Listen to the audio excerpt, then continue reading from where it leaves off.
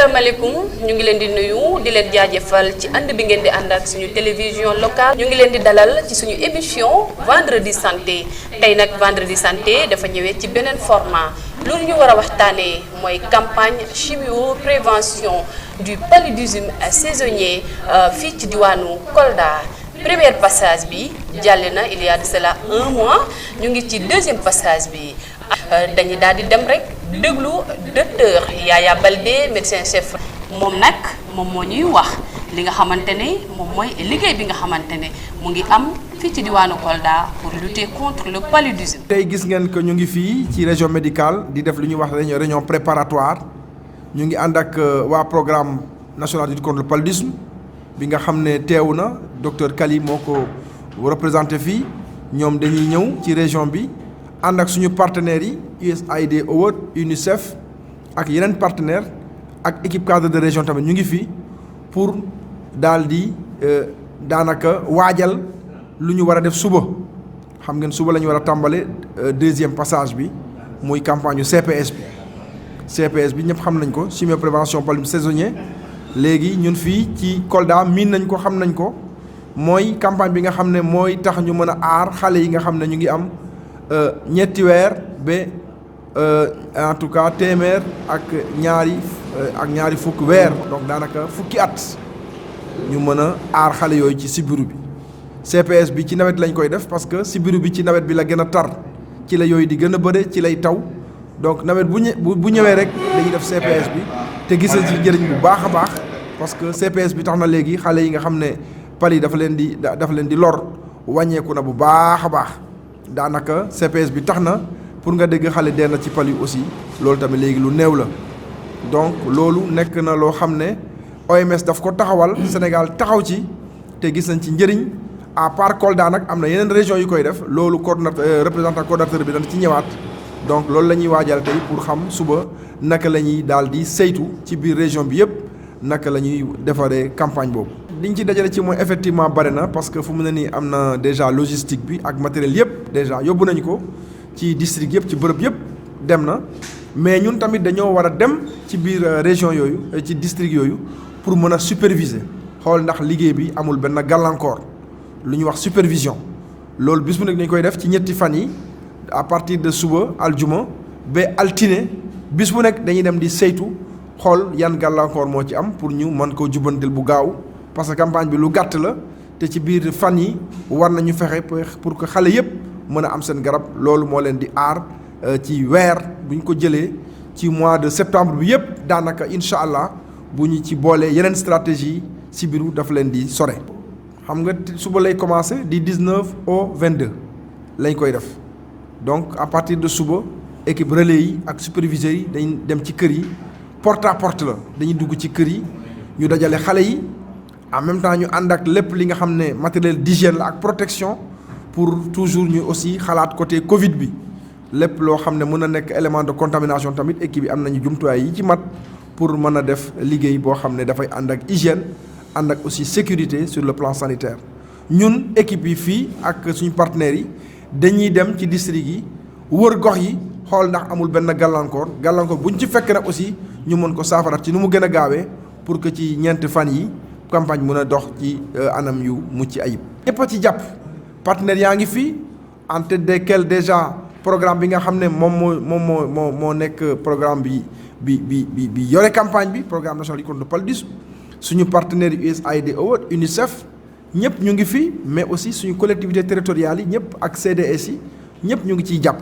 daanaka mbirum ñëpp la suñu autorité administrative bi aussi ñoom tamit ñu ngi koy suivre de près donc parce que am na ay comité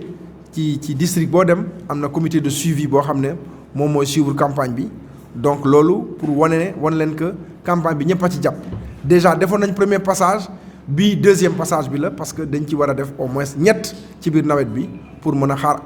aar xale yi ci période nawet bi ci sibiru bi. ginnaaw bi ngeen dégloo docteur Yaya Baldé médecin chef région de Kolda dañuy daal di dem déglu ki nga xamante moom mooy le représentant du programme national lutte contre le paludisme docteur Stander Kali moom nag moom moo ñëw daal di fekkee campagne bi nga xamante ne boobu la ñuy def chaque année pour lutter contre le paludisme dañ koy daal di dem déglu. dañ fi ñëw tey pour au moins gunge région médicale Kolda ñun xam nañu que région médicale Kolda commencé na CPS depuis 2014 donc xam nañu bu baax a baax lu mu demee et Kolda a toujours atteint les objectifs du benn yoon du ñaari yoon à chaque fois bu defee en fait passage yi dañu atteindre objectif yi mais dans tous les cas dina ñëw au moins xam nga même Kolda bu nekkee à l'aise si couverture yi mais dans tous les cas programme yi day ñëw gunge leen n'est-ce pas mun na am ay jafe-jafe n'est-ce pas donc fekkee ñun ñu ngi fii au moins ñu seet jafe-jafe yi pour au moins les résoudre voilà pourquoi ñu ñëw tey jii nii puisque campagne day commencé suba ba le 22 4 jours donc ñu gunge leen au moins pour ñu nekk si en fait des bonnes couvertures. xam nga même bu fekkee Kolda day atteindre toujours en fait objectif yi mais il peut y avoir en fait des postes mun a am ay yeneen postes yi xam ne par exemple dina fa nekk. voilà pourquoi en fait il faut que en fait même si on atteint les objectifs il faut que ñu redoubler encore d'efforts pour ñu mun a couvrir xale yi yëpp loolu ñu bëgg parce que mun ñu en fait am ay jumtuwaay boo xam ne mun a aar palu et qu'on puisse voir en fait les enfants en fait boo am nañu palu. voilà pourquoi matériel musul doy donc voilà pourquoi il faut que toujours ñu yokk suñu jumtuwaay comme ça pour xale yi ñu mën a am au moins feebar bi donc Kolda comme je l'ai dit Kolda laboratoire la léegi ci campagne yi n'est-ce pas donc Kolda 4 couvertures yi ñu doon en fait xool Kolda toujours en fait ils atteignent toujours en fait ces couvertures là donc Kolda man tiituma en fait ci Kolda par rapport à la couverture en fait bu ñu bëgg parce que Kolda bokk na ci ay région boo xam ne ñoo am ay cas de palu boo xam ne dañu bëri c'est Kolda Kédougou ak Tambacounda ñoom ñoo am en fait tout le poids en fait du paludisme au niveau du Sénégal il contribue peut-être à 80% des cas de palu. Voilà pourquoi région yooyu il faut que ñu multiplier suñu effort pour mu leen wàññi au moins feebar bi parce que feebar bi tant que en fait jël ñu en fait jutuwaay bu xam ne dafa am solo si les 3 régions palu du mus a wàññi en fait Sénégal. voilà pourquoi Kolda Tamba ak Kédougou il faut ñu seet leen bu baax a baax doon leen ay moyens pour ñu mën a au moins wàññi cas yi. docteur Sanga Kali wax na lu am solo waaye nag ba tey dinañu dem daal di fekk ñi nga xamante ne ñoom ñooy les relais ñi nga xamante ne ñoom ñooy dem sur le terrain daal di def liggéey bi nga xamante ne moom lañ leen sant. ñu ngi fii ci district sanitaire bu Kolda daal di leen woon li nga xamante ne mooy relais yi na la nekk di defee les préparatifs pour ñu daal di dem dugg ci gox-goxaan yi.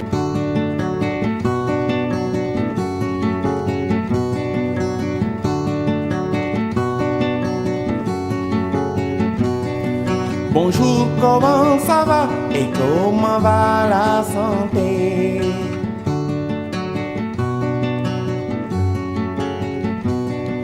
Bonjour, comment ça va et comment va la santé?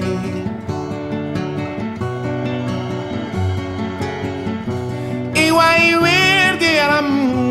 nelen werle. Iwai wergi yaram chiwai werle. Changay tale payeku. Bonjour, comment ça va et comment va la santé?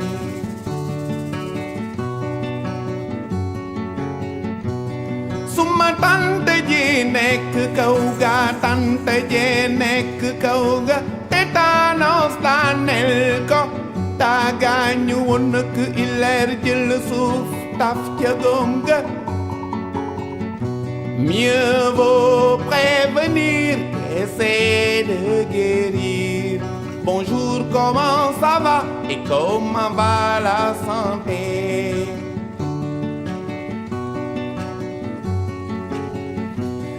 ngeen aar seen bakkan ci jàngoro yi dee leen aar seen bakkan ci jàngoro yi dee leen aar seen njaboot ci jàngoro yi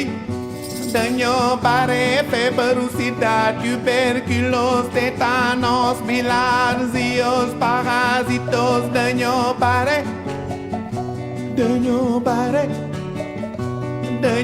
bare mieux vaut prévenir qu'essayer de guérir. Bonjour, comment ça va et comment va la santé?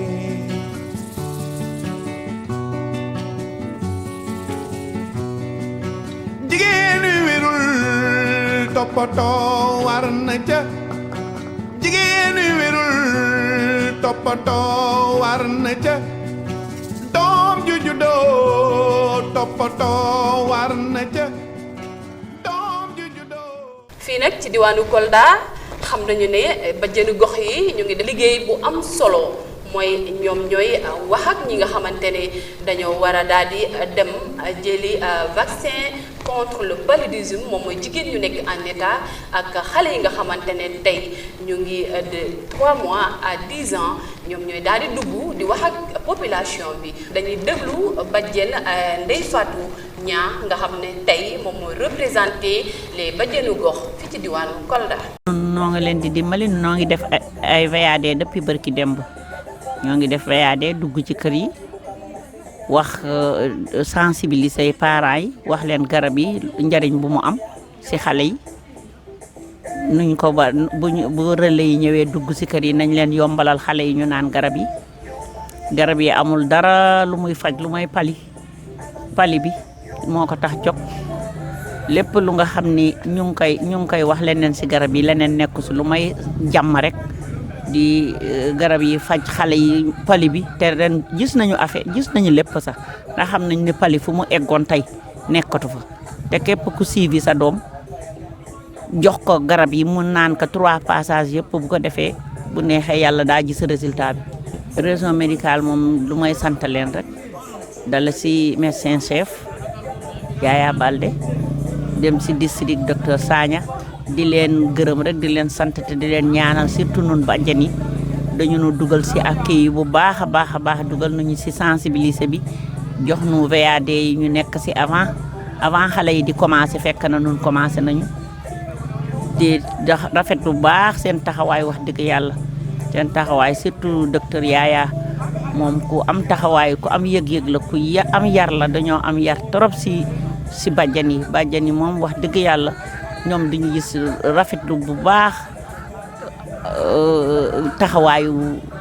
région médicale. relais yi bu ñu defee lu ñu war a def ba pare dañuy daal di dugg ci quartier yi am na nag quartier bi nga xamante ne foofu lañu toll moom mooy quartier Bantangel bi nga xamante ne mu ngi fii ci diwaanu Kolda foofu nag dañoo dem daal di fekk foofu benn chef de quartier bi nga xamante ne mu ngi tudd Mamadou Jean Sow mu nekk chef de quartier Bantangel moom tamit am na lu mu wax. alhamdulillah rabbil alamina vaccination no waɗede sukaɓe no jaɓude yarde lekki ki mawɓe ɓe jongalleji ɗi kadi no jaɓude accude ɓiɓɓe ɓe yarde lekkele ɗe sabu lekkele ɗe no wonde fayda ɗeɗe men waɗi men teskitike fali hono ɗuytani sukaɓe mbubi barke Allah e ɗekkate wonaɗe yare dara relais ji ɗi no wakkili sabu jindugol ngol wona ko fanɗi jindugol ngol no muusi kono ɓe wakkili ɓe yaha galle e galle ɗum fof ko barke Allah e suivi mo région médical jogui dow maɓɓe on région médical ko ɓen woni yiitere e ko ɓen woni liggade ko message mo watta lancé o e nder quartier on ko yimɓe ɓen wakkille jaɓa ɓiɓɓe mum ɓen jonne kate ɗen ɓe yara ɗe kate ko kate fi wallugol cellal ɓiɓɓe ɓen si ɓeygurema selli tan an jon galle a selli a nene galle a selli sa jaɓani ɓiɓɓaɓe yarne ɗe lekkele ko an tun tampota an tun watta lorogo te noon alhamdulillah rabbil alamina min de ko Bantangel ko quartier ɗo min nanani taw père de famille waɗɗo réticence fi jondugol ɓiɓɓe mum no lekkele ɗe ñun ñëpp xam nañu ne mère de famille yi ñoom tamit dañoo soxla wér gu yaram soxla seen doom am wér gu yaram moo waral nag ñu jox suñu micro suñu benn maman mu ngi tudd maman Penda. njaboot de jàmm rek la ci gis ne aar sa bopp lu ay millions di faj bu ko dërëm fajee wala bu ko may fajee sant nga yàlla ne nit amul lu dul njabootam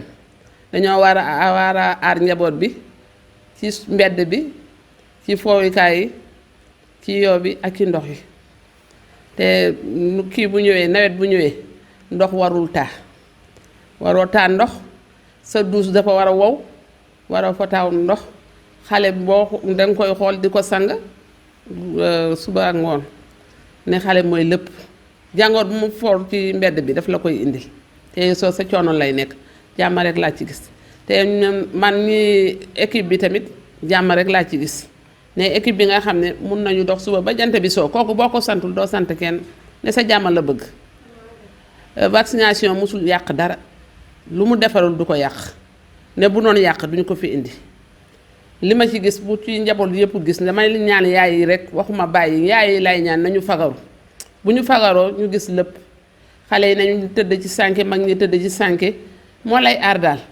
man daal jàmm rek laa ci gis gisuma ci dara bu dul jàmm ne xale daal boo ko jooyloowul mu jooy la ne boo ko joxee garab te bu ko bañee naan suba bu lay bu amee problème yow yaay sonn nga yéen ko yóbbu ko hôpital di daw ak moom nga ne rab la dina yee ko jàpp dama yee ko jàpp fekk du dara pali bu sa yaram tàngee dangay wax loo xamul. gis ngeen li nga xamante ne moom mooy liggéey bi nga xamante ne relais yi def nañu ko ndax rek ñu daal di def li nga xamante ne loolu lañ leen sant nag dañuy xaar benn résultat mooy 0 cas de palu fii si diwaanu Kolda foofu nag dañuy daal di dem déglu suñu Moussou Keita. campagne bi de ñu ngi koy dérouler waaw ça se passe bien vraiment ñun vraiment dajeeguñu ak cas de refus moom vraiment amuñu ko ñun zone Tripano bi lañ nekk waaye macha allah suñu bàjjanu gox vraiment kër gu mu dugg dañuy accueil bu baax waaw ñu ngi yombalal nañu liggéey yi parents yi aussi jàpp nañ ci liggéey bi vraiment ñu ngi jox xale garab yi ñu ngi koy naan jafe-jafe yi ñun vraiment ñun dajeeguñ ci. lii lañ leen indiloon ci suñu émission vendredi santé di leen jox dig daje ci beneen émission vendredi santé yéen a ko moom jërë ngeen jëf.